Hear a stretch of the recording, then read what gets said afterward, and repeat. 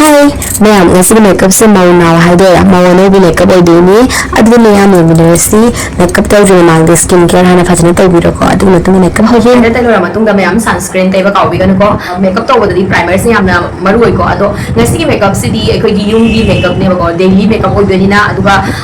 adum na tau ito foundation adu da primer plus foundation oidira na traga BB cream ada CC cream adu so no mai koi primer yaw ba idana ko adu mudo already extra primer tai bagi darkar ta de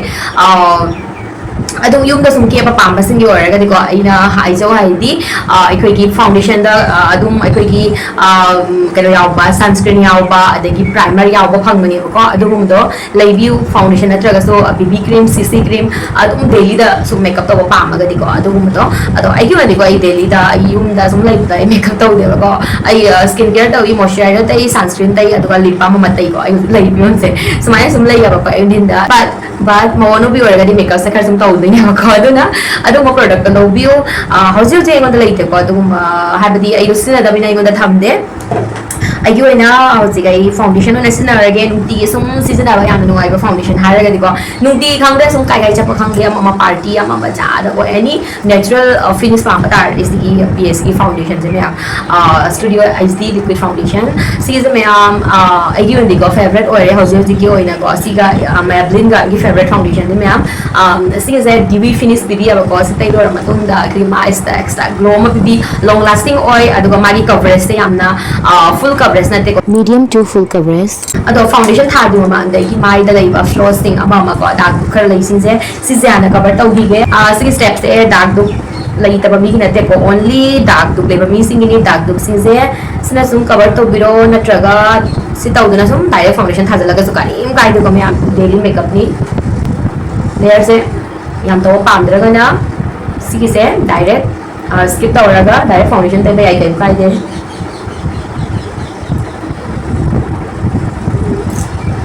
smile ka jitang cover do bira magas ko yam de heavy worry ko sum makeup se natural man ngani ba sum try na ni ko adu ga press na sum blend taw lagi Dark dip titik men ga da ba di ko blend to matam da brush na na tra khut na zum blend to ba ko si na cover se phang hadi phaba do hen ba ko beauty blenders mai ko gi products ka jitang absorb to idana ko aduna ma se dark dip ka ta ga da ba di ko men ga da ba di brush na tra ga finger ni na tela blend to bu adu ko to pa sum foundation ke ga di beauty blender na blend to bu beauty blenders na natural finish ti di ba ni ko adu ga brush amadi khut chana he na coverage bi ba sige se khangji bu मैं वे मुने उसे कि my the तरन बदा दुख सिंग लोइना सिना cover ओइरे अदै अमुक layer मुक ताइ रगा हेना यामदा cover तो गो दा देबा बिकॉज़ नसी मेकअप से डेली मेकअप नि हौजि मयाम हातंग हाइदे एकोना एनी मेकअप प्रोडक्ट थारक पतम तो ngahang ngak sum gap tham lo ko yung ma'am adong ki skin ki matung ina ki products ni loina absorb to ba kya kuna madam changi best skin type ki matung na tawak to ni na ko ina si accurate pura time to high bagam de ko si minute amma thamu ani thamu du mai de high bagam moy ko at least 30 second mukti su ngai du ko any product ha matam da mai thabak to phajna taw thaba ngam na ba chotling de khona ma se phajna absorb to ngam dri ngai da amuka ma ta layer amu to san ba ta ra di phajna ani to punjal laga haidi phajara re ba ko haidi phajana mai thaba to thaba ngam moy tuna nga sum ngai view makeup to matam da matam sum kai sum changa to view kai gumba makeup se phajani ta ra di at least 30 second mukti ngai ko isu mo yes ko hosi again because Swiss beauty ki brow ki asigi dark brown color ma lawa ga sum yani ahang ta na sum jin ngani ko haidi over me excel loy khala sum natural ma na ba yung tam da ko ado ma'am eyebrow gel adegi amama ma'am dai ko ko eyebrow powders na resna he na natural finish phangyo ko aduki ay zixing zasina re okay ma'am bisu mek na lore hoje puli ma lora ni ko asmaina brush se asiguma brush lai to bata ara di ko mascara tai gi bagi logi ba brush to du dana sina ba yai as puli hoina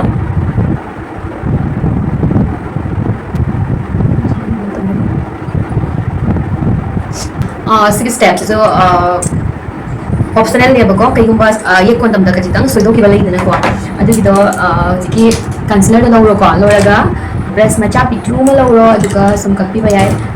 ꯂꯩꯔꯤꯕ concealer ꯅꯠꯇ꯭ꯔꯒ foundation ꯀꯣ ꯑꯗꯨꯒꯤꯗꯣ ꯌꯥꯝꯅ ꯍꯦꯟꯅ ꯉꯧꯕ ꯉꯧꯈꯠꯄꯗꯣ ꯑꯗꯨꯏꯗꯣ ꯁꯤꯖꯤꯟꯅꯕꯤꯒꯅꯣꯕ ꯑꯩꯈꯣꯏꯒꯤ skin tone ꯁꯨꯝ ꯍꯥꯏꯔꯞ ꯆꯥꯟꯅꯕꯗꯣ ꯑꯗꯨꯏꯗꯨ ꯁꯤꯖꯤꯟꯅꯕꯤ ꯅꯠꯇ꯭ꯔꯒꯗꯤ ꯁꯨꯝ ꯃꯄꯥꯟꯗ ꯉꯧꯔꯒ ꯂꯩꯕꯗꯣ ꯐꯖꯗꯦꯕꯀꯣ ꯍꯧꯖꯤꯛ ꯃꯌꯥꯝ ꯑꯗꯨꯒꯤ ꯃꯇꯨꯡꯗ foundation ꯍꯧꯖꯤꯛ ꯎꯠꯈꯤꯕꯗꯣ PS ꯒꯤ foundation ꯗꯣ ꯑꯗꯨꯒꯤꯗꯣ ꯂꯩꯔꯦ ꯑꯗꯣ ꯁꯤꯒꯤꯁꯦꯀꯣ ꯌꯥꯝꯅ ꯍꯥꯏꯗꯤ ꯃꯌꯥꯝ ꯂꯩꯕ ꯃꯊꯧ ꯇꯥꯗꯦꯕꯀꯣ ꯄꯝ ꯑꯃꯈꯛ ꯂꯩꯔꯒ ꯁꯨꯝ ꯑꯣꯅꯦꯕꯀꯣ ꯑꯗꯨꯅ ꯑꯩ ꯍꯧꯖꯤꯛ ꯑꯍꯥꯟꯕ ꯁꯨꯃꯥꯏꯅ ꯄ꯭ꯔꯗꯛꯇꯨꯃ ꯁꯪꯗꯣꯛꯑꯦ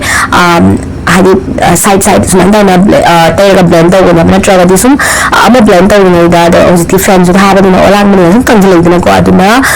ꯗ꯭ꯔꯥꯏ ꯑꯣꯏꯁꯤꯟꯈ꯭ꯔꯒꯗꯤ ꯅꯨꯡꯉꯥꯏꯇꯦꯗꯅ ꯑꯗꯣ ꯕ꯭ꯂꯦꯟ ꯇꯧꯕ ꯃꯇꯝꯗꯁꯨ ꯅꯨꯡꯉꯥꯏꯇꯦ ꯑꯗꯨꯒ ꯌꯦꯡꯕ ꯃꯇꯝꯗꯁꯨ ꯃꯦꯀꯞꯇꯣ ꯐꯖꯔꯣꯏ ꯄꯦꯆꯤ ꯑꯣꯏꯔꯒꯅꯦꯕꯀꯣ ꯑꯗꯨꯒꯤ ꯁꯥꯏꯠ ꯍꯥꯟꯅ ꯁꯨꯃꯥꯏꯅ ꯇꯩꯔꯒ ꯃꯌꯥꯝ ꯇꯩꯔꯒꯗꯤ ꯂꯩꯌꯦꯕ ꯇꯩꯕ ꯃꯥꯏꯁꯤꯒ ꯇꯩꯗꯕ ꯃꯥꯏꯁꯤꯒ ꯈꯦꯠꯅꯕꯗꯣ ꯑꯝꯇ ꯌꯦꯡꯉꯣꯕꯀꯣ ꯑꯗꯨꯒ ꯁꯤꯒꯤ ꯈꯪꯗꯦꯒꯤ ꯑꯣꯏꯅꯗꯤꯀꯣ ꯁꯤꯒꯤ ꯐꯥꯎꯟꯗꯦꯁꯟꯗꯣ ꯁꯤꯖꯤꯟꯅꯕ ꯁꯨꯝ ꯅꯨꯡꯉꯥꯏ ꯌꯥꯝꯁꯨ ꯇꯥꯡꯗꯕꯀꯣ ꯑꯩꯈꯣꯏꯒꯤ ꯂꯤꯁꯤꯡ ꯑꯃꯒꯤ ꯃꯅꯨꯡꯗ ꯁꯨꯝ ꯐꯪꯕꯅꯦꯕꯀꯣ ꯑꯣꯐꯔ ꯀꯩꯀꯥ ꯄꯤꯕ ꯃꯇꯝꯗ ꯁꯨꯝ 8 to 900 ꯑꯗꯨꯃꯥꯏꯅ ꯃꯅꯨꯡꯗ ꯁꯨꯝ ꯐꯪꯕꯅꯦ ꯃꯌꯥꯝ ꯁꯨꯝ ꯆꯦꯛ ꯇꯧꯕꯤꯌꯨ ꯅꯥꯏꯀꯥꯗ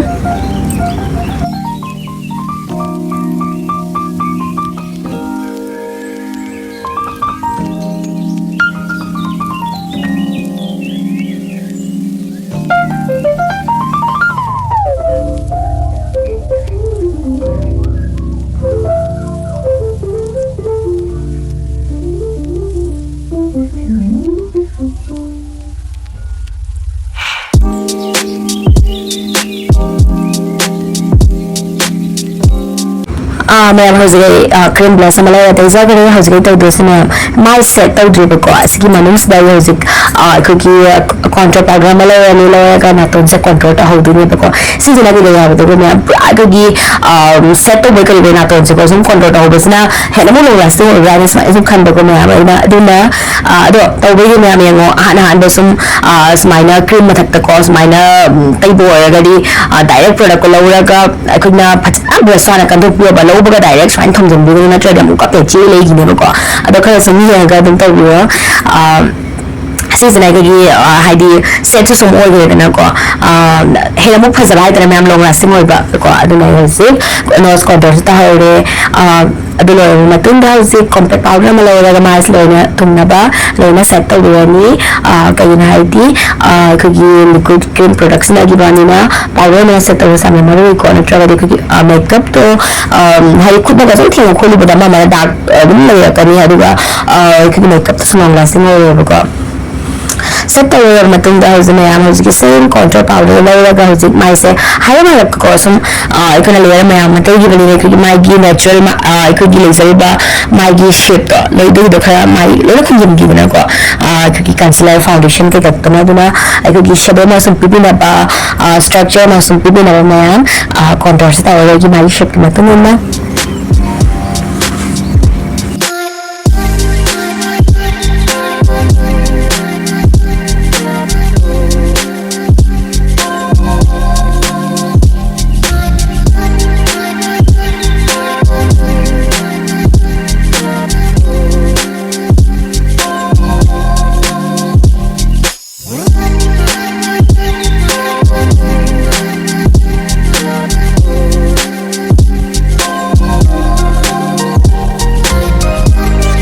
हौजिकी कंट्रोल तौबदा सिनागिबा कलर दो अदुगिदो लौरगा अमुका मयाम सुमाइना क्रेस लाइन की खचितंग मथक्सदा सुमाइना को फजना तैबिरमनिबा को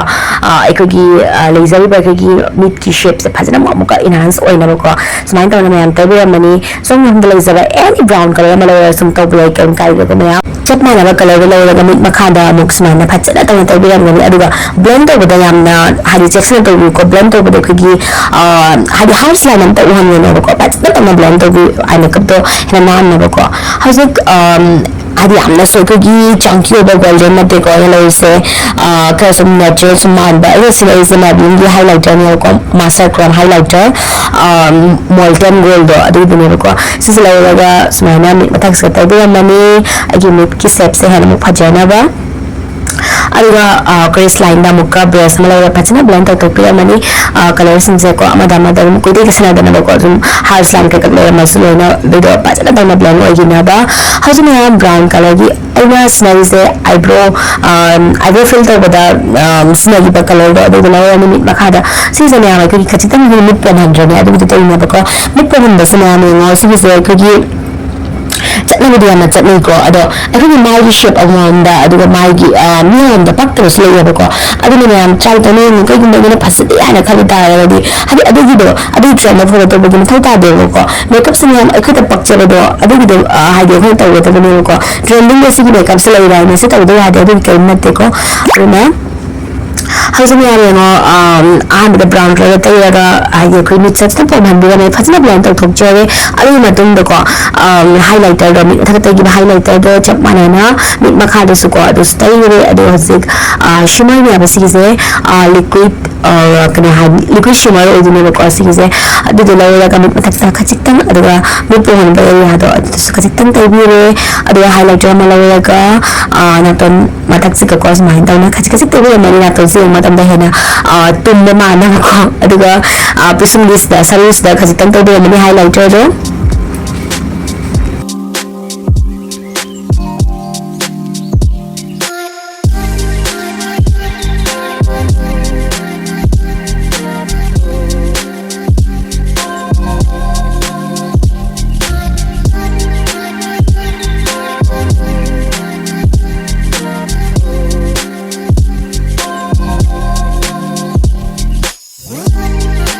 how's me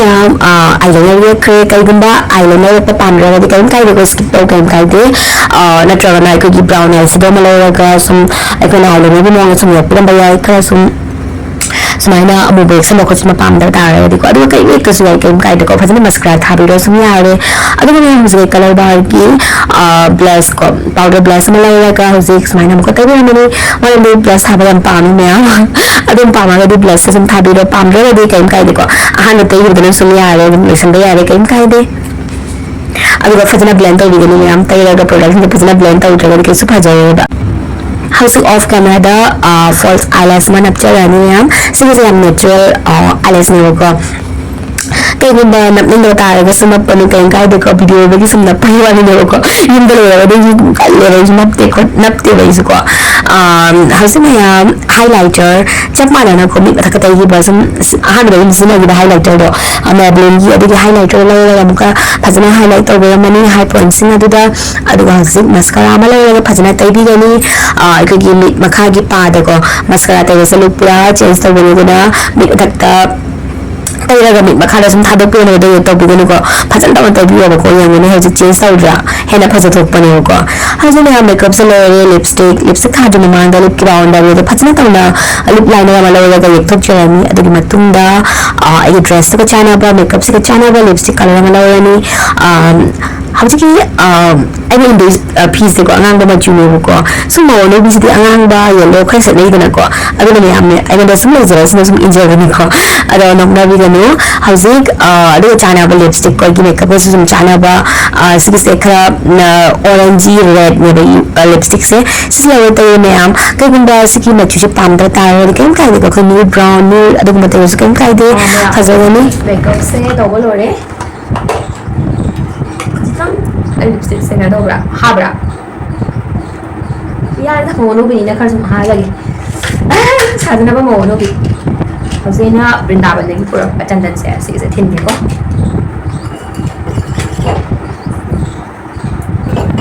miyam yum da lai ba da ko sum ai ko gi rang na thin ba do do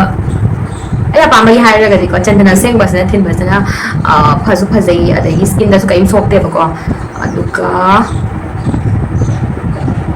hari em tin lai ba ni na miyam sine sum thin bi yo Chandan chai na ko nai re han da sana howzik Chandan thin ba mu hawasi ahan ba ko sana dot ani ka pive ne ko aina Thille area siga mayam mit ki sana ma pa se hai tar abam sum video ne ko na mo so video sum yang adu ga si china thin ba sana he na ko gi ahan ba sum Chandan thin ko yam hai ja da bo di brush gi ko gi si chi jana he na nungai ne ba lai de ne ko na tra di brush thin ba khut mik ko do ni ko ko ta di phai ra ko la ta di phajari na ko si gi do adu gi na sana siri chaya mana sum thin ba ai mayam ye ni ko sum thin le sum ta na yam na kan hai ba su na te sa na din ba se ko mai adu ga hai ta ba su na te ko sum hai bi sum hai ta re ai ni sum ya wa ga ga ye se sum hap se la ge mayam ai makeup se lo re khud yong ne Chandan Thimbagi. How's me away prep to na film do like jarage. Oh, settings pe chai ka aure, settings pe chai ge.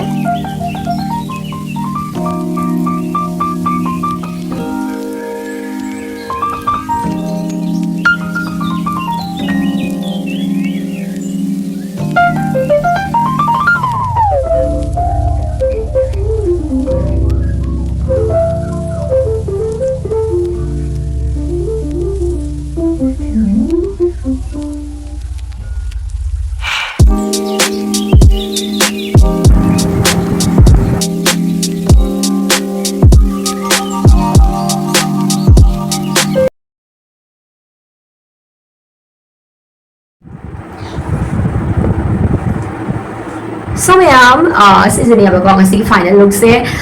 mayam ayun di ko ngasi look se ang pamjare I hope adom su pambe mo ning kanjay ngasi makeup se ko gi sum yam su heavy oida ko aduga yam su chamda sum khara sum kiraga leiba pamba sing ni ko I hope mayam ngasi gi makeup look se mayam pambe mo ning kanjay ngasi makeup sa only yum na te ko sum na pamja kon da sum ke ba yare aduga some di hairstyle kai ka su phajan tawradi hen mo phajaba hen ngani ayun di mayam hojik smile sum lotion jarage maram di hojik chak thong di ko theng angang la ni ba ngai school ni ro jatte ba aduda I hope mayam ga sig video se mayam ta kana biram ngai khanjei kana bi bata ra please mayam video shi support to ha badi like to biramu aduga comment sum hai mu do sum hai biramo channel se subscribe to video ba ra ga subscribe to san biramo mathan da sum ka phaja phaja video ga ang bai da makta ga sig mayam video se matang se da solution jarege bye. Thanks for watching. Bye bye.